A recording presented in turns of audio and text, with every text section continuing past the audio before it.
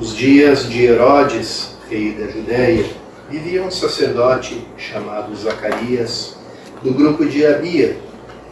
Sua esposa era descendente de Arão e chamava-se Isabel.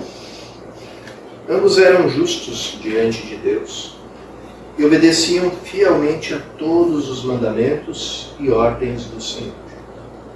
Não tinham filhos, porque Isabel era estéril, e os dois já eram de idade avançada.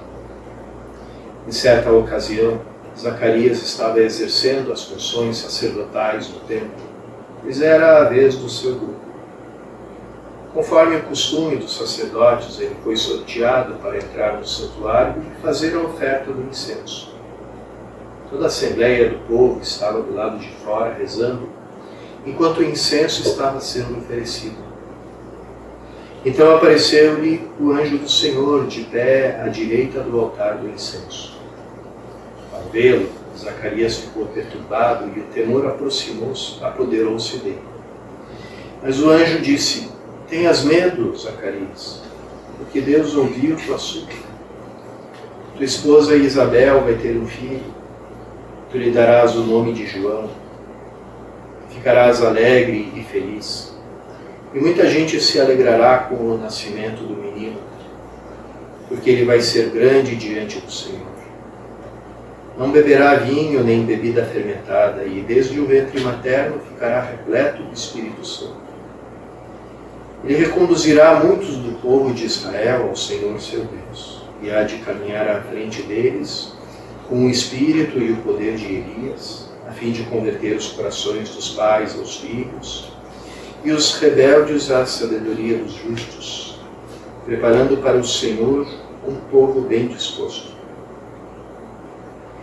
Então Zacarias perguntou ao anjo: Como tereis certeza disso? Sou velho e minha mulher é de idade avançada. O anjo respondeu-lhe: Eu sou Gabriel, estou sempre na presença de Deus, e fui enviado para dar-te esta boa notícia. Eis que ficarás mudo e não poderás falar, até o dia em que essas coisas acontecerem, porque tu não acreditaste nas minhas palavras, que hão de se cumprir no tempo certo. O povo estava esperando Zacarias e admirava-se com a sua demora no santuário. Quando saiu, não podia falar-lhes, e compreenderam que ele tinha tido uma visão no santuário. Zacarias falava com sinais e continuava mudo. Depois que terminou seus dias de serviço no santuário, Zacarias voltou para sua casa. Algum tempo depois, sua esposa Isabel ficou grávida e escondeu-se durante 5 meses. Ela dizia: Eis o que o Senhor fez por mim nos dias em que Ele se dignou tirar-me da humilhação pública. E os jovens, a gente encontra esse cenário de grande expectativa, fazendo um grande vazio, como abrindo um espaço para a chegada do Salvador. Um tempo sem profecias, um tempo sem revelações, e um tempo de profunda esterilidade em Israel, uma esterilidade que se encarna aí na figura de Zacarias e Isabel, que, como diz o texto, eram tementes a Deus, eram religiosos, cumpriam todos os mandamentos, trabalhavam, Zacarias servia no templo como sacerdote no templo. Então, ali a gente se encontra justamente com aquele limite da religião antiga, tanto daquela pagã quanto do próprio judaísmo, com o seu culto, com a sua observância de mandamentos, não conseguem gerar a vida, permanecem na esterilidade. E quando a gente tem esse panorama, a gente tem um panorama de uma grande desolação, de uma grande desesperança, porque quando as pessoas não sabem mais ao que recorrer, elas recorrem a Deus. Eu digo lá, né, por que as pessoas, por que a secretaria me vem entrar no escritório assim, todo alegre, feliz, com a cabeça erguida, e depois de atender umas quantas pessoas eu saio de lá assim, me arrastando, né? Porque o padre é a última coisa que a pessoa vai recorrer na vida dela. Né? Quando ela chega no padre, ela já passou pelos chás milagrosos, né?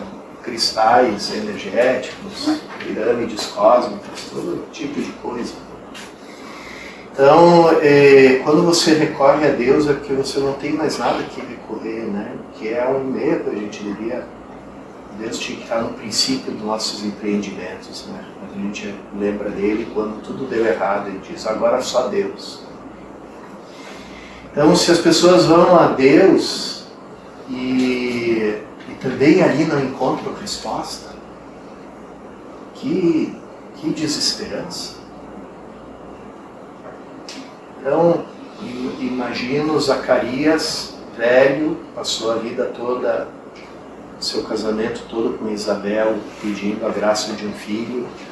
A esterilidade era uma grande vergonha na época, era sinal da maldição de Deus, né? De que Deus não tinha abençoado aquele casamento, de que Deus não tinha abençoado a vida deles.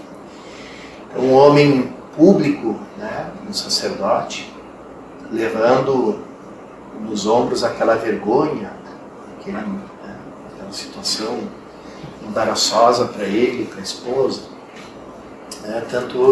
Tanto que ela no final diz, né, eis o que o Senhor fez por mim nos dias em que ele se dignou tirar-me da humilhação pública. Além de eles terem um lar vazio, sem a alegria de uma criança que tanto desejavam, eles ainda sofriam esse peso da humilhação. Então, dentro da mentalidade judaica, né, por mais religiosos que vocês sejam, por mais observantes que vocês sejam, alguma coisa vocês fizeram de errado. Porque Deus não abençoou vocês, o casamento de vocês com filhos. Essa era a grande humilhação pública. Então, imaginem Zacarias, um homem velho, cansado, cheio de desesperança no coração, oferecendo quase como um protocolo, né, aquele incenso. E quando vem uma notícia que é para dar para ele, encher ele de alegria, o coração dele já está tão seco, ele não consegue mais absorver aquela notícia, não consegue mais se alegrar com aquilo. E a única resposta que ele dá para Deus é, será? A essas alturas? Não está pronto para receber o presente de Deus. E aqui a gente pode trazer isso para o nosso mundo, né? Se não me engano, aquele historiador Arnold Toynbee, né? Ele diz que das 22 ou 23 civilizações que a gente conhece na história da humanidade, a nossa é a única que não dá para ninguém uma razão de viver, um sentido para a vida, um sentido para a existência. Então a gente encontra esse mundo também cheio de desesperança, que por trás daquela abundância e por trás, às vezes, dos destemperos e das festas, o que existe é aquele, né, profundo desespero existencial, né? Comamos e bebamos porque amanhã morreremos. Não tem mais nada, não há mais nada que esperar. E então é justamente a reação que o mundo tem quando a gente anuncia a nossa alegria é a mesma.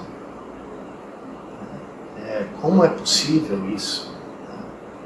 Não é possível um Deus que nos ame tanto, a ponto, né, de ser o Emanuel, né, o Deus conosco. não é possível que aconteça isso, né? Não é possível que isso exista, que isso seja, né? Que isso tenha acontecido.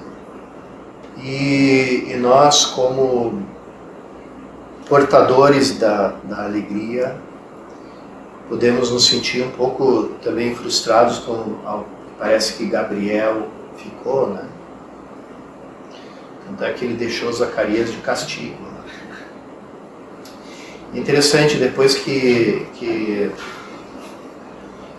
quando Isabel saúda Maria, né, diz uma coisa para ela que é a primeira bem-aventurança dos evangelhos, né, da história do Novo Testamento. Né? Diz: bem-aventurada aquela que acreditou, né, no que lhe foi dito da parte do Senhor, porque isso é o que vai acontecer. E não sei se ali ela estava fazendo referência à incredulidade do marido dela. Né? Assim, você sim acreditou, né? Não é como isso. E também ela podia falar o mal que ela quisesse, porque o Zacarias, além de mudo, ele estava surdo, né? Porque quando perguntam para ele que nome vão dar para o menino, eles têm que fazer linguagem de sinais para ele, né? Perguntaram por sinais, então ele também não estava escutando, além de... E a palavra grega, né, além de mudo, quer dizer surdo também. Então, Zacarias ficou surdo e mudo. Né? Mas aquele silêncio dele também era isso, né? Era um silêncio de preparar o coração para essa alegria. Então, o silêncio é quando a gente deixa as nossas próprias palavras de lado, né? E começa a escutar. Né? E escutar aquilo que está no nosso coração, não tanto aquilo que está fora. E aí a gente vai pouco a pouco nos aquecendo, né, para a graça do Natal, né, e que esses sejam os dias para nós, apesar de que são dias que costumam ser barulhentos e agitados por causa da preparação das festas, das viagens, os parentes que chegam. E a gente encontre também um lugarzinho, né, se não na nossa casa, pelo menos dentro do nosso coração, para escutar e para acolher, e para que essa alegria comunicada a Zacarias, né, a alegria do filho dele, do precursor, que no fim é a alegria porque é a alegria de Cristo que vem, seja também, encontre também lugar em nós, né, para que a gente depois desse ano,